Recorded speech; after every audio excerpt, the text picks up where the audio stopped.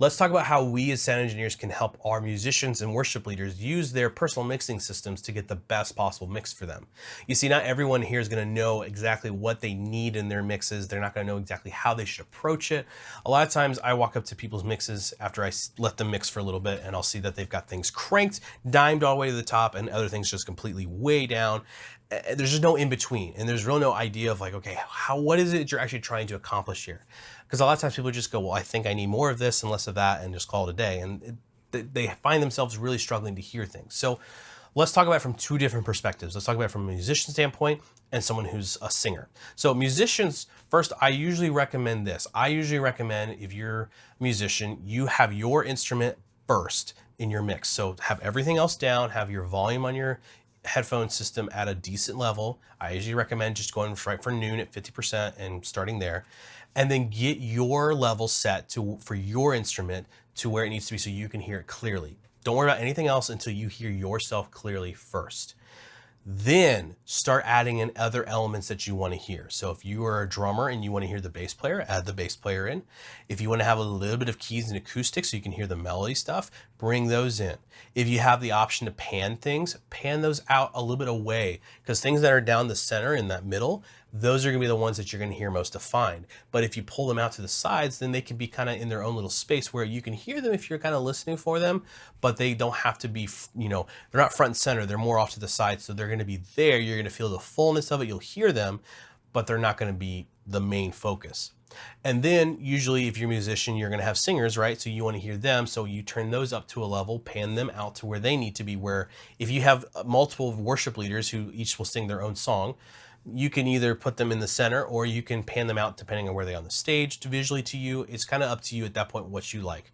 I personally try to keep most music or singers up in the center for me, so that way I can hear them clearly. They're right up front, and I know when I'm listening that whoever's voice I hear in the center, if they're a leader, they're gonna be where I need to hear them and focus on. Versus if they're just a background vocalist, they're not gonna lead a moment.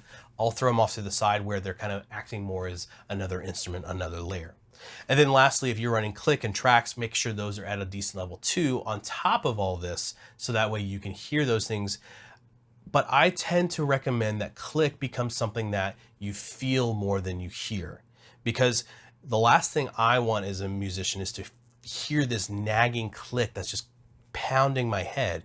I want it to be something that more is like, it becomes part of the sound, if you will. So I hear it loud enough when the song first starts, but by the time we're in the big chorus, it's just kind of sitting with us and underneath it, and it only peaks out if we start getting off tempo. That's usually my approach to how I like to find my click level, being, in the middle of things. I want it to be loud enough that I hear it when I need to, but that way it kind of tucks itself back as long as we're all playing together. The drums usually kind of cover it up almost, because the drums, the kick and the snare will usually kind of slap over top of it. But if we start getting off time, we'll start hearing that click come in, because it'll be like kind of off time with everything. And so we'll be able to go, okay, we're getting off, and we can sync back up with it. Now, if you're a singer, on the other hand, I recommend the same approach, except instead of it being music first, is your voice first. However, there's one little thing I do recommend. Turn yourself up to that level that feels good and confident, and then turn it down just a little bit.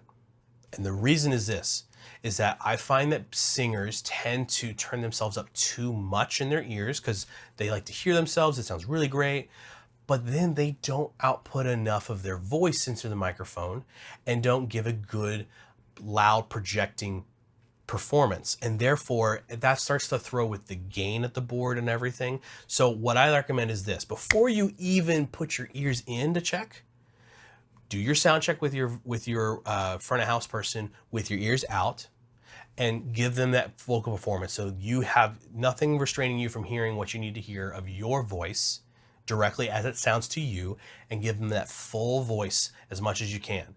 Then once they've said, okay, good, I got your gain structure, then put your ears in, set it to where it sounds good in your headphones, and then back it off like 1 or 2 steps.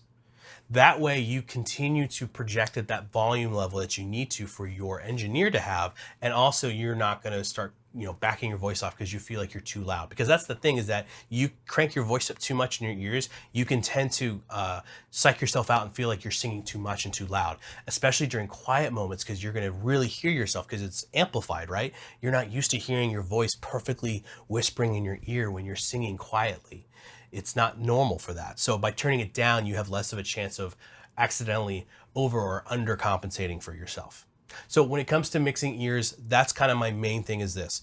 Focus on yourself first, then add elements in of other musicians and vocalists that you need to hear to support you. And if there's things that you don't really need, don't put them in your mix. If you don't need it, don't put it in there.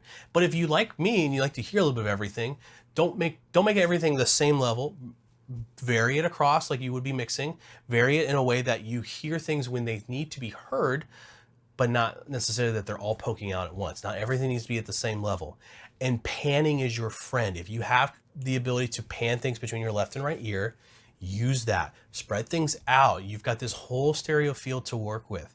Don't just put everything up in the middle, and do your best to avoid this whole thing of putting only certain things in one ear and certain things in the other ear. That's going to really throw your brain off, because your brain doesn't work like that. It's used to hearing things in stereo together. It's used to hearing things come.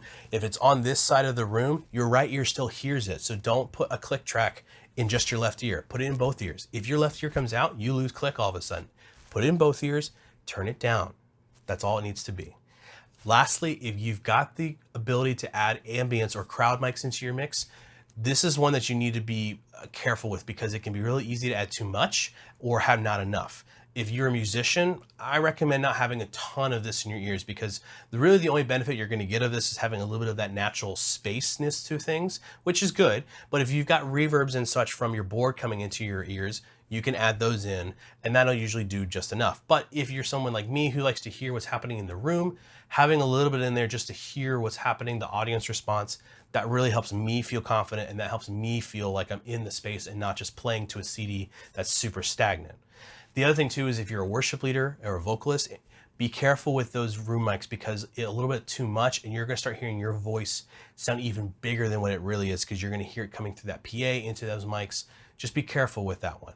I do recommend that if you have anything as a vocalist, if there's anything that you have always available to you as much as possible on your mixer where you can grab it and turn it down or up, it would be that microphone right there. All right, so that's it for mixing with in-ears. Let's go to the next video.